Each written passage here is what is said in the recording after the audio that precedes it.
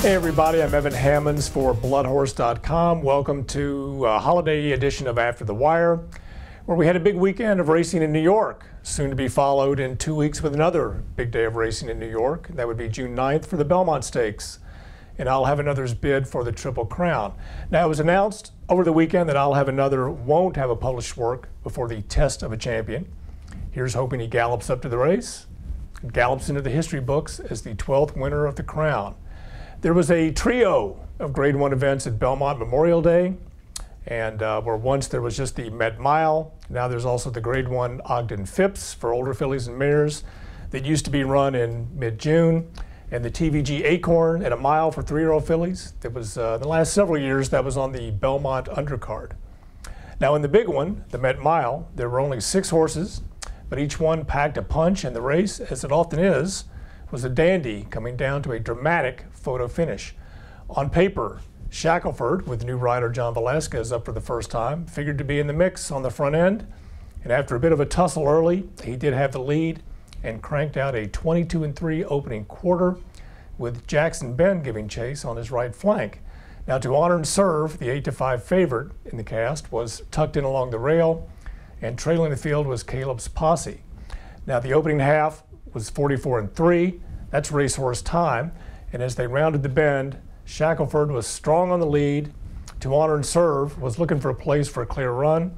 Cassia Electronica was charging hard while Caleb's Posse was just getting cranked up. Now, out of the turn, Caleb's Posse came widest and fastest at Shackelford, and it looked like he'd go right by him, but he was denied by a nose in 133-1 after Shackelford threw down a sub-24 final quarter after running 6 furlongs in 109-2. Now, we're quick to talk about rivalries. Bodemeister and I'll have another come to mind, and that was built after just 2 starts. But the Shack and Caleb's Posse have now met 4 times with a series deadlocked at 2 apiece. It'd be great to see them in the Breeders' Cup Dirt Mile this fall at Santa Anita. Now, Shackelford came into Belmont Park off a strong 1-length win over Amazonby on Derby Day in the Churchill Downs Stakes under the Twin Spires. And a year ago, he won the Preakness, and this year he's established himself as the best miler in the country. That, my friends, is a racehorse. In the Ogden Phipps, Awesome Maria was 7-10 on the board against just 4, but one of those rivals was Godolphin's It's Tricky, a killer in New York, even though she'd only run at Belmont Park 1 time. Unbeaten since November 2010, Awesome Maria had been sidelined for 6 months after suffering a condylar fracture of her left foreleg last July, but had come back to top form in 2 starts at Gulfstream, including an 8th+ length dusting of Royal Delta in the mile and the 16th Sabine Stakes.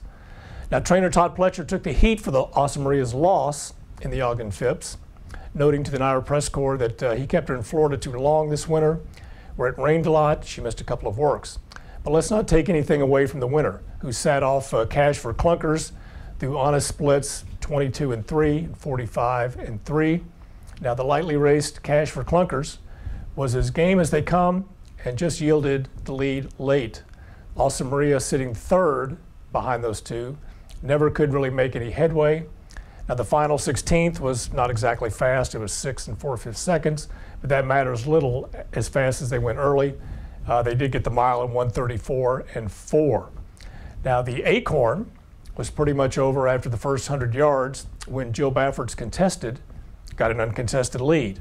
While the fractions were swift, they were 22-3, 45 flat, and 109-1 for the 1-turn mile. The daughter of Ghost Zapper was all alone on the front end.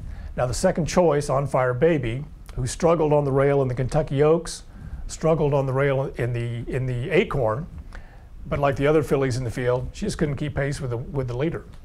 Now, stretched out to 7 furlongs in the 8 Bells on Kentucky Oaks Day, Contested closed in 25-1 in the Acorn, which won by daylight. 1 turn is clearly her game.